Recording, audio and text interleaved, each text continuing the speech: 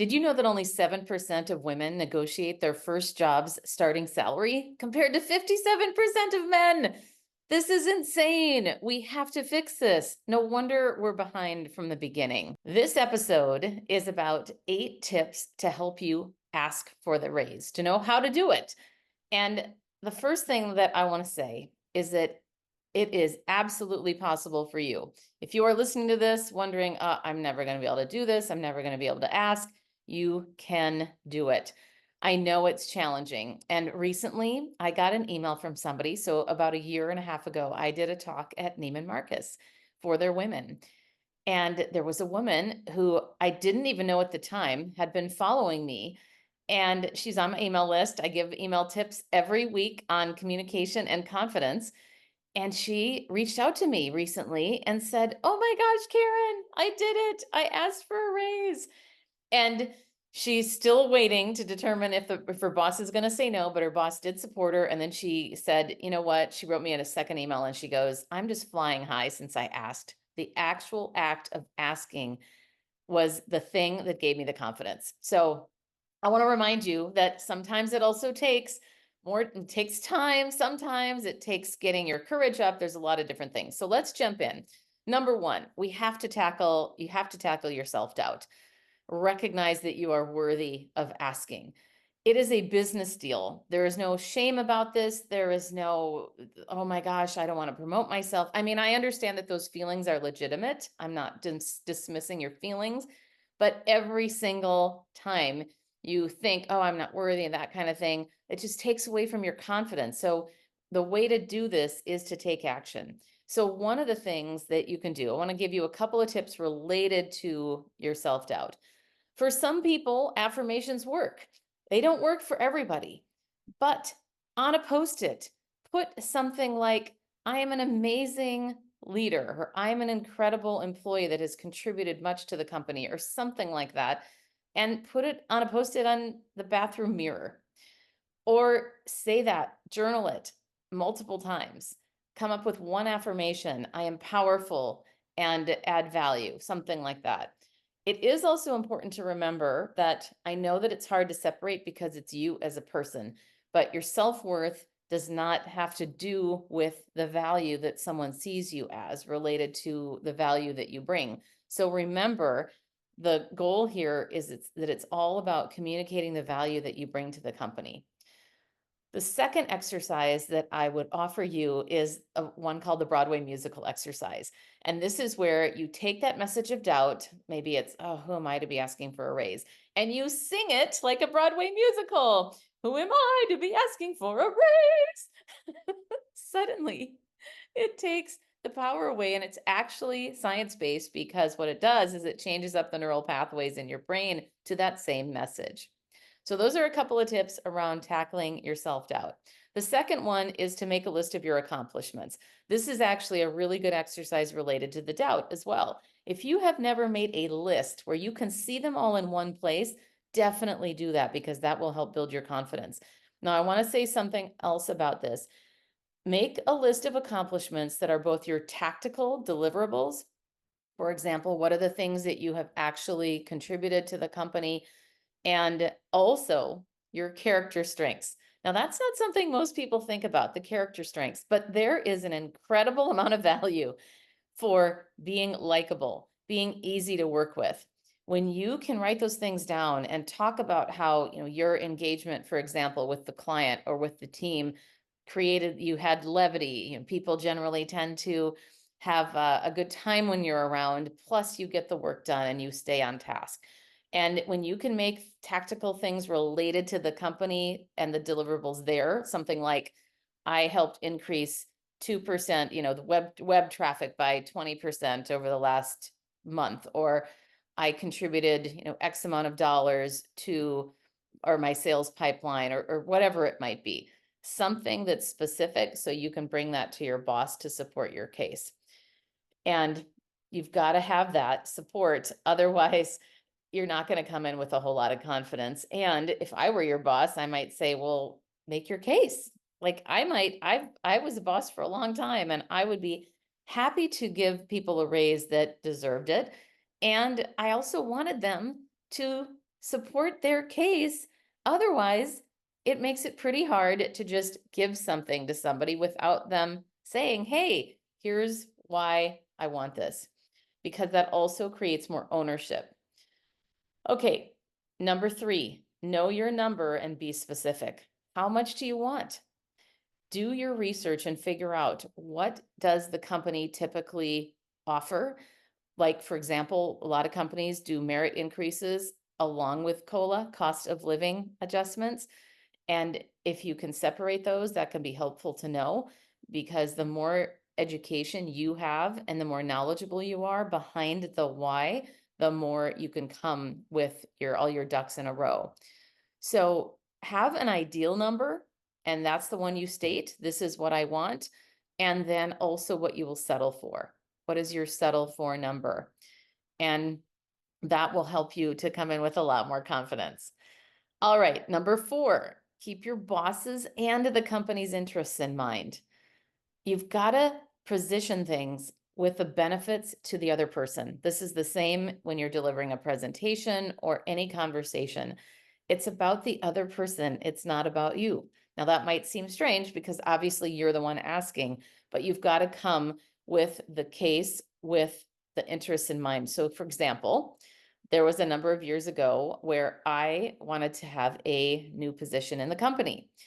And I was in HR. I said, we need a training department. So that was the first thing. I love training. I wanted to do more of it. And so I made the case to my boss about why this would matter to the company. What are the benefits to the company? More retention, more opportunities, happier employees, because they've got some great opportunities to be able to learn something new. They can do it during lunch or on their break, or even at kind of happy hour type style, so that it's not going to take away from their workload, which is obviously a benefit to the company and a benefit to my boss. She's going to look good because she's created this whole new thing for employees that they never had before. So that's how I positioned it, and I got the role. So all of these things are possible, but we have to remember that it is beyond just us. How is this going to benefit the company? And then, so I like to think about this as, where does your potential raise intersect with what they want? And for example, you can even talk about how you don't want to threaten anybody, but you can say, hey, this would really give me a boost to continue doing the great work that I'm already doing. It would only make me feel even more valued for the results that I am delivering. So, what's so fascinating is that this is actually what I do in the Powerhouse, which is my mastermind for women. As I'm talking about these things, I'm saying, what is so cool is that a number of women have gotten raises and promotions. And so much of this is from what I'm talking about here, but it's also the support of having other women around you, so that you not only know that you're not alone, but you learn from other people. So keep in mind, if you're interested in that, please feel free to reach out to me. We meet twice a month and you get one-on-one coaching as well. And it is such a powerful group of women. So consider that for your own growth. All right, number 5, be confident and considerate. You want to have the balance of both, because I know as women, most of us aren't coming in like a bull in a china shop. I want this raise and demanding it. So I don't think I have to talk as much about being considerate, but it is important to keep in mind both of those things. You want to be confident, but sometimes what happens is we get nervous. And just like when you're delivering a presentation, your face might get really serious. So you want to come in, obviously, you will have already prepped. And we've got one other tip that I'm going to share with you, but I'm going to give it part of it away now, is that you will have already practiced and you will have that confidence. But what I'm talking about here, in addition, is the confidence in your body language, having your shoulders back, your hands open. And if you are doing this virtually, you can do, for those of you that are watching this, you can see that my hands are above the table. They're not under the table. You want to be able to use your gestures like you naturally would in a conversation. And then you also want to make sure that you speak with vocal conviction. You don't want to have upspeak during these talks and have a bunch of ums and ahs and diminishing language. By the way, for those of you that aren't familiar with upspeak, it's when you say a statement with a question mark or a comma. You don't want to be halting in your speech. You don't want to be wavering or waffling. It's saying the number and then seeing how that lands. So a pause is also very valuable here, very valuable. Avoid words like I think, I believe, I feel, maybe, kinda, I was thinking maybe if you could give me a raise, that would be awesome. I mean, that is not how you want to come across. You want to come across with that conviction of, hey, I've done my research. I've been working here X amount of time. Here's the numbers. I really would appreciate you considering this. Here's why. Here's where I see I could add more value to the company. And would you consider that? So it's that kind of asking. And the other thing, as I'm talking through this about being confident, wouldn't it be great to command any room that you walk into with complete and unshakable confidence? I've got a workshop coming up called Speak with Confidence, 3 ways, 3 tips to command any room. And it is on September 18th at noon Pacific, 3 p.m. Eastern. It would be so great to have you there so that you could get more tips on this and how to show up in all aspects of communication. We will walk through the confidence cocktail, which is my signature framework, and there's 8 ingredients in there that will help you to be the most clear, compelling, and confident communicator possible. So consider that. You can sign up. There's a link in the show notes. All right, number 6, paint a positive picture. What will this enable you to do for the company, and how will it help you to be more engaged and dedicated? Now, we covered this a little bit in the previous point about being considerate, but think about the positive vision that you could paint for your boss. Imagine this if we did this, or I have so many more ideas that I would love to implement that would help the company. Imagine. So, imagine is a really good word to use. You don't want to overly use it and be super dramatic with it, but to say, rather than saying, imagine, boss, but it could be, hey, boss, imagine what it would be like if I had da da da da for this purpose, and it would make so much of a difference with the company. All right. The second one, or excuse me, the 7th one is practice in advance with a friend or a coach. This is absolutely what I would recommend, because the cool thing about our brain is that our subconscious brain doesn't know the difference between what's real and what's not. So when you practice this with someone else, it says that your brain later, when you're in the real scenario, it says, oh my gosh, we've been here before. So that is really important to practice, get those neural pathways firing in the direction that you want. And it's a great thing, a bonus, asking your friend or that coach to grill you a little bit with questions, because you've got to make sure that that is practiced, because you have to anticipate questions or objections. Think about all the reasons why your boss might say no. And this is also a great lead in to the 8th tip here, which is to be clear on next steps. So making sure that you know what is happening next. If your boss says it's either going to be a yes, no, or a maybe.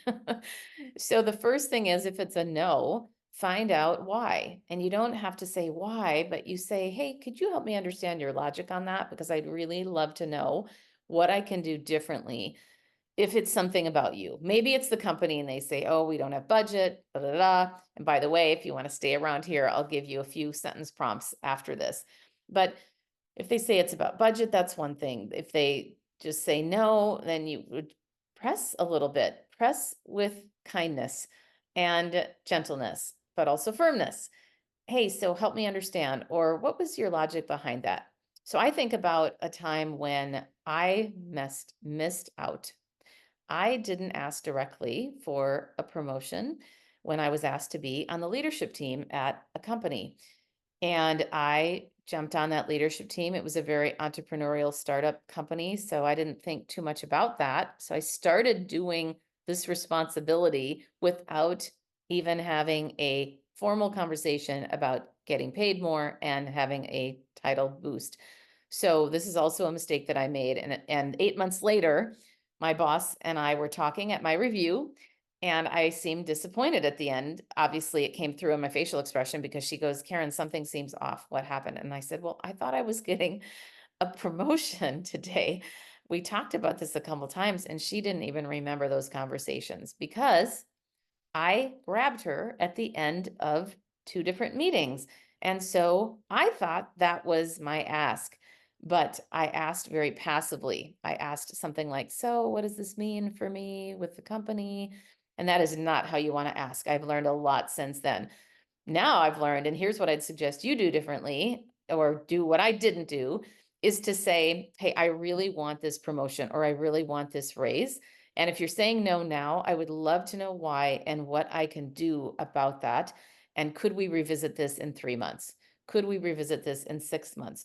Pick a timeline. A timeline is going to be your friend. If you don't pick a timeline, it'll just be hanging out there in the universe, and your boss may never come back to you. You've got to make sure that you take ownership of your career and what you want.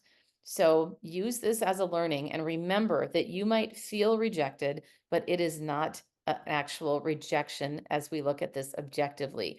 This is simply, this was not a fit right now. This was not important enough for the company to do this based on their budget or their need or whatever it is, but it has nothing to do with you or your self-worth. Hear me when I say that. We have to use that no as a learning to know what to do next. So what can you do going forward? And I would ask, do I have your support? And be persistent with that timeline. All right. So again, let me repeat all of these. Number 1, tackle your self-doubt. Number 2, list your accomplishments. Number 3, know your number. Number 4, keep your bosses and company's interests in mind. Number 5, be confident and considerate. Number 6, paint a positive picture. Number 7, practice in advance. And then number 8, be clear on next steps. Those are some tips. Now I want to give you some ideas for sentence prompts. So it might be something like, first of all, you always want to thank your boss for their time. You also want to set this up in advance. Don't add this as just a ad hoc thing at the end of a meeting. I mean, you can still do it at the end of a meeting, but tell them in advance, hey, I would love at our next meeting to talk about my compensation. Does that sound good to you? And say it like that, because you want to be really intentional and you want to make sure that your boss has an idea and you don't just throw it on your boss. So the other thing that people miss a lot is sharing about their excitement and how much they appreciate being at the company. You don't have to overload the person with pleasantries. In fact, that might come across as disingenuous. But something as simple as, thank you so much, boss, for taking the time to meet with me today. I'm really, I love working with you, working here. I love my job, and I'm excited to keep working toward our key company goals. And I'd love to talk about my salary and how I see things going. And well, maybe I wouldn't say that, but I'd like to talk about my salary. And based on the research that I've done, I've looked at what most people make. I've done research on Glassdoor in various places, and really looking at my averages for jobs in my area and considering my tenure here as well, my years of experience, and the things that I have delivered. And by the way, before I go into numbers, I would love to share with you some of my accomplishments. Is that okay with you? So you do it something like that. The other thing that you can say is, in the time since I last got a salary adjustment, I've worked on several initiatives and I've added significant value to the company. Here is how. For example, in the last few months, I blah, blah, blah, say whatever that was. And these achievements have not only helped me in my growth to make me stronger and better for the company, but they've also created more market value for me. And again, like I said before, I love working with here and with you, and I would love to know, would you be open to giving me a raise? So those are a couple of examples. And then let's say the person says, oh no, we just don't have budget for that. Okay, I totally get it. Is there any possibility of revisiting this at another time? perhaps in a couple of months, what would that look like? And ultimately, boss, I'm wondering, do I have your support for this? Because that would be really helpful for me to know moving forward. So those are a couple of ways that you could address that with your boss. The other thing that I would say, let's say, what else? So if they say budget, that's probably going to be the biggest one. Most people don't like confrontation, so they're not going to say typically if there's another reason, they may not give that to you. So here's what I would ask or here's what I would suggest that you say. Is there another reason, or is there something that is getting in my way from getting higher compensation right now? Because I would love to know what that is. And so you just pause there. And then depending upon that answer, of course, you still want to reiterate, I would love to do whatever I can. I'd love to revisit this in 3 or 6 months. I think it's still nice and considerate to ask, is that okay with you? But even if they say no, well, then if they say no, then I would say, what is the reason for that? And maybe they say, well, we only do annual sales or annual increases. And that's also something to keep in mind here, folks, that you don't want to keep asking for raises time and time again after every few months. So that's really important to be mindful of. Going back to timing, what's going on with the company right now? And how can you be mindful of that? So there's so many different factors here at play. But ultimately, ask, because too many women don't. And you've got to be the one that asks. There is nothing wrong with asking. Keep in mind, this is a business deal and it has nothing to do with your self-worth. So practice. Remember, you are offering value to the company, you are offering a service, and you are in great demand. So remember that. Walk in with that kind of confidence. And if you do that, you're going to have a lot more success. So again, join the workshop if you'd like to come on September 18th, which is called Speak with Confidence, 3 Tips to Command Any Room. And you can sign up there in the show notes. If you love today's episode, please subscribe and leave a review. It helps other people find the podcast faster, and it certainly helps me. Remember, you too can stand out with unshakable confidence.